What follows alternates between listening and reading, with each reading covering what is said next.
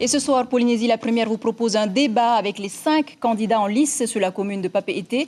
Et le débat de ce soir promet d'être très animé puisque le maire sortant Michel Billard aura en face de lui non seulement Marcel Touihani, Tauhiti Nena et Chantal Gallon, mais aussi Gaston Floss qui sera sur le plateau. Gaston Floss toujours dans l'attente de la décision de justice qui doit l'autoriser ou pas à se présenter à Papeete.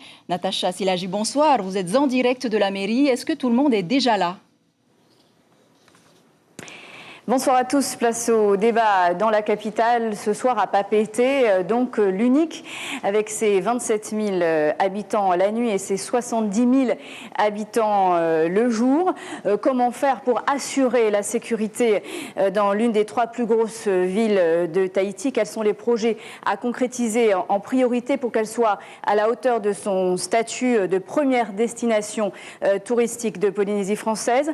5 invités seront autour de la table ce soir, vous l'aviez dit. Ils vont défendre leur politique. Ce sera en direct. On attend vos questions sur Facebook. Il sera évidemment aussi question de turbulence politique. Vous vous en doutez, ce soir, ça a été assez compliqué au niveau des inscriptions. Ce n'est toujours pas fini d'ailleurs, puisqu'une affaire est toujours en justice. On en parle dans quelques instants, juste après le journal. Et l'amélioration de la circulation dans le centre-ville sera sûrement abordée ce soir pendant le débat. Marcel Touihani, qui était l'invité café de ce matin en radio, n'a pas caché ses ambitions et propose à ce sujet une rocade pour désengorger la capitale. On l'écoute. C'est la seule commune de toute la Polynésie qui double ou qui triple sa population. Et la capitale doit bénéficier d'une rocade, au moins.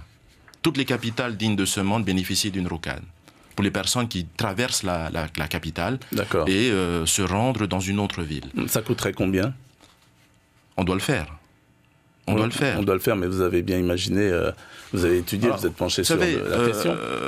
J'ai imaginé, effectivement, je me suis interrogé sur la question, mais ça fait partie des vieux dossiers qui ont été réalisés et traités il y a plus de 30 ans et qui sont restés dans des cartons.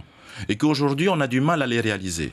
Il y a effectivement un besoin de fluidifier la circulation, il y a un besoin de faciliter la traversée de la capitale de Papeete, mais on oublie également toute l'activité économique importante de Whareute et du port autonome et de Mututa. J'ai rencontré des personnes qui y travaillent et on voit également à ce niveau-là, à cet endroit, une activité qui croît et qui génère également un problème de trafic sur le front de mer. S'agissant des touristes et pour terminer sur les croisiéristes, il est important de réaliser des passerelles et faire en sorte que les automobilistes sur le front de mer ne soient pas bloqués parce qu'il y a des touristes qui veulent traverser. Il faut fluidifier la circulation au sein de Papeete. Et Gaston Floss sera l'invité café de votre matinale radio demain matin. Le président du Tahuira, Huir Atira, maintient sa candidature, même si son inscription sur les listes électorales a été une nouvelle fois rejetée vendredi dernier. Gaston Floss a confirmé qu'il déposerait sa liste à Muithira no Papeete demain à la DRCL. Comme promis, focus maintenant sur la ville de Aroué, une commune étendue sur 21 km², à laquelle est également rattaché l'atoll de Tetiaroa. Aroué compte plus de 10 200 habitants et peut se vanter d'un taux d'emploi au-dessus de la moyenne, soit près de 55%. Sa population dispose de l'eau potable et avec ses 6 866 inscrits, 33 sièges sont à pourvoir au sein du futur conseil municipal. Je rappelle que le maire sortant, Philippe Chil, a confirmé sa candidature pour un 4e mandat.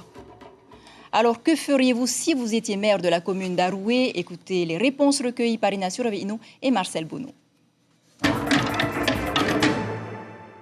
Si c'était moi à la place, comme je dis, je préfère embaucher les gars de Aroué.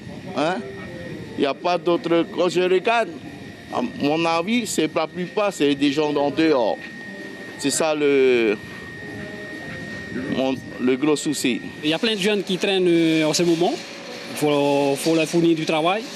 Et après, il y a des petits agriculteurs qui ne savent pas vraiment comment faire au niveau Fa'apu et la pêche. Donc, ils ont besoin de l'aide venant du maire et concernant la commune.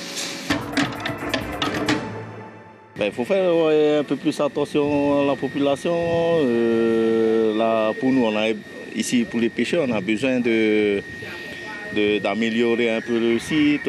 On a demandé à, je sais pas moi, à bétonner un peu par là, parce que quand il pleut, il y a de la boue par là. Ici, on manque encore, on peut faire encore des bons aménagements. Dommage que mon copain Thierry n'est plus ministre. On devait nous mettre des pontons, on n'a pas eu. Bon, mais c'est pas grave. Et si j'étais maire, je vais appuyer aussi le ministre de la Pêche pour qu'on nous mette des DCP. Parce qu'on est les moins chaussés aussi, la commune de Haroué. On n'a pas de DCP, on a plein de pêcheurs, on n'a pas de DCP. Alors, je ne sais pas pourquoi, soit ils sont contre nous, on ne sait pas pourquoi. Alors, j'espère qu'avec ce message-là, notre ministre, il va, au lieu de s'occuper seulement de Punavia, il faut peut-être s'occuper aussi de Haroué. Voilà un message clair aux candidats. En tout cas, à Haroué, Philippe Schill sera confronté à 3 autres listes, celle de l'écologiste Jackie Briand, celle de la liste ouverte de Tepuanui Snow et celle de Teura Iriti du Parti Orange. Et comme chaque mercredi, on s'intéresse à la campagne des municipales sur le web et aux fake news. Et cette semaine, on a beaucoup parlé d'environnement. Lucille Guichet, bonsoir. Bonsoir, oui, car la génération millénium très présente sur les réseaux sociaux est aussi très concernée par l'environnement. Et on commence par Paea, où il y a 3 candidats déclarés, dont le maire sortant Jackie Graff. Le week-end dernier, un internaute s'était ému des rejets d'eau usée de la station d'épuration de Tiapa dans le lagon. Lundi, la commune a réagi par un communiqué très transparent dans lequel elle disait connaître le problème et s'engageait à le régler. Mais dans l'après-midi même, changement de braquet avec cette publication sur Facebook, vous allez le voir, dans lequel elle affirme la qualité de l'eau de baignade à Tiapa est bonne et avec à l'appui une photographie de l'eau avant le traitement et l'eau après le traitement. Sauf que la couleur de l'eau n'a aucun rapport avec sa quantité de bactéries. Les bactéries, c'est transparent, ça n'a pas de couleur. Et selon les analyses du Centre d'hygiène et de salubrité publique, les eaux rejetées ne sont conformes qu'à 50%. Donc, la station d'épuration de Tiapa pollue bel et bien son milieu naturel. Et non, la baignade n'est pas bonne à Tiapa. Et pourtant, Lucille, selon la CGCT, l'assainissement est une des obligations des communes, tout comme les ordures et l'eau potable. Oui, le CGCT, le Code général des collectivités territoriales, une obligation pour les maires avant le 31 décembre 2024. C'est donc là pour cette mandature, mais Paea n'est pas la seule mauvaise élève, puisque à Tautira également, un émissaire rejette ses eaux usées dans le lagon. Et puis à Haroué, longtemps tortue d'or, mais gros bonnet d'âne en matière d'assainissement, avec 2 émissaires qui rejettent leurs eaux usées dans le lagon, avec, vous voyez, une corrélation avec la carte des eaux de baignade. Là où les points sont rouges, les eaux de baignade sont impropres à la baignade. Et attention, car en cas de problème sanitaire, eh bien, les maires sont responsables. On ne parle bien évidemment pas là des rivières polluées qui se déversent dans le lagon.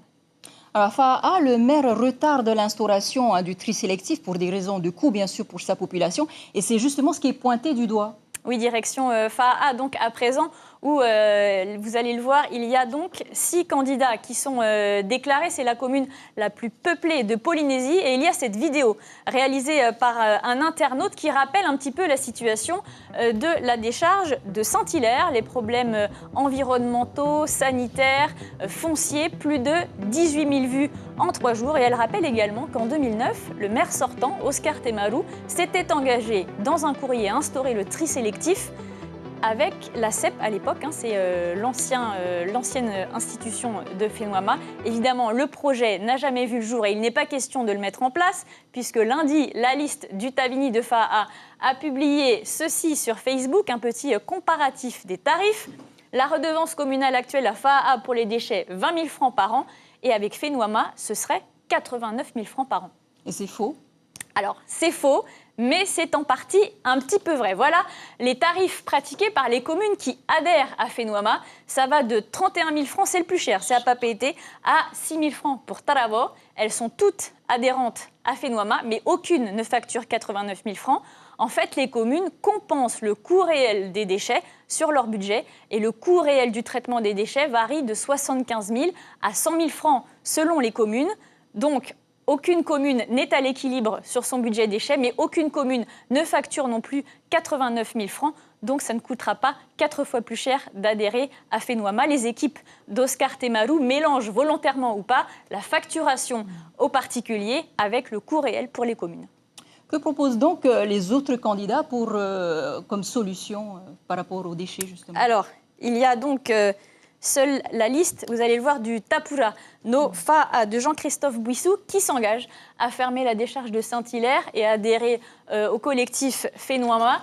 La liste Tamari Fa'a n'en dit pas un mot sur sa page Facebook, elle est menée par Teura Tarahu, et pas un mot non plus sur la liste Atiamai menée par Heya Parau sur la page Facebook. Elle prône pourtant l'autosuffisance alimentaire et la protection de l'environnement. Quant aux deux autres listes, Terimahono d'Aldo Stergios et Amuitahira no Fa'a de Jean Temauri, elles sont tout simplement inactives sur la toile. Lucille Guichet, merci beaucoup pour ce décryptage. Et c'est la fin de cette page consacrée aux élections municipales.